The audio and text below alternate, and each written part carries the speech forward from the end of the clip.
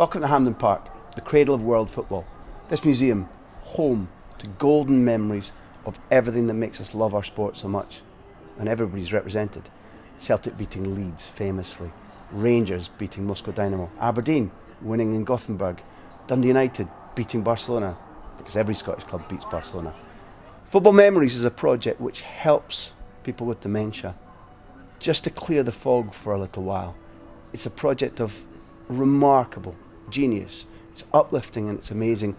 And some of you don't need to be told that, because thousands of you, a couple of weeks ago, voted for Football Memories to become the Weatherseal SPL Charity of the Week on December 8th and 9th. It means there's going to be promotion for it, cans out there collecting for us to help these people to do their work. The strangest thing was we had a group of cadets on Friday night. Michael White has been the driving force behind Football Memories. He's taken us today to an Erskine home where some of the participants in this Football Memories chat would previously have been unsure about who they are or where they are. The change in them is remarkable. It just seems to be a magical key to open up a whole store of memories. And initially it's recognition, who is this, who is that. Sometimes you then would move into the crowd or you'd move into something in the background, and the discussions come back about a game they were maybe at, a player they remember, a pub they visited before or after the game, sometimes down to such specifics as the weather when they went to a particular game. It never ceases to astound me how clear the memories are, all triggered by these images. One of the fiercest ones we've seen here is the debate about the all-time best Scotland team. It gets as detailed and as fun as that too. That is one of the highlights of a session, and people have to put aside their partisan allegiances and maybe admit that somebody from the enemy was a better player than their very favourite. And it's great fun to do it in a whole variety of parts of Scotland, seeing Hibs fans and Hearts fans vying against each other, Rangers and Celtic. It is absolutely great. The levels of concentration beggar belief. Back me, you voting for?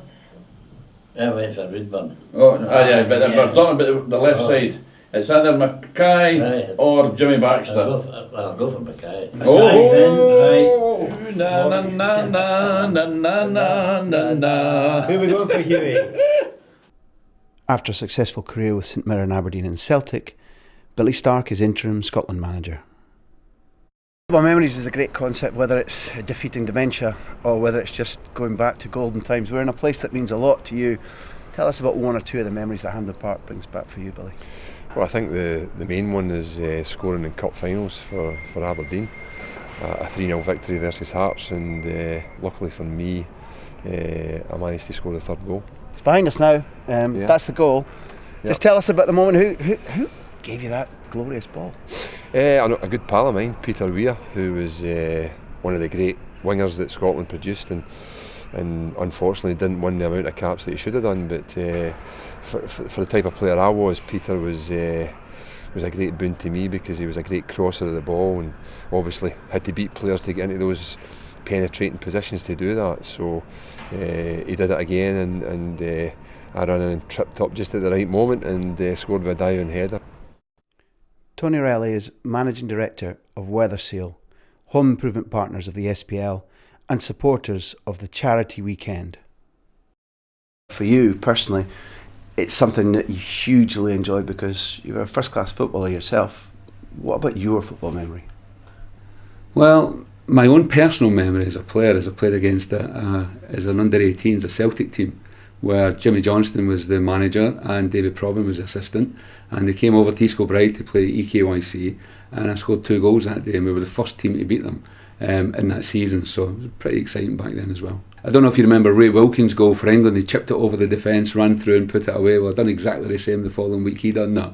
And another one was a great goal from the edge of the corner box, a volley right into the top corner. But they were all going to sound like that. I wasn't going to say they were rubbish and just tap-ins anyway. So it was another guy called John Gallagher who ended up playing at Newcastle. He was the best player in the team. He scored a brilliant free kick that day as well, and we beat them 3-2.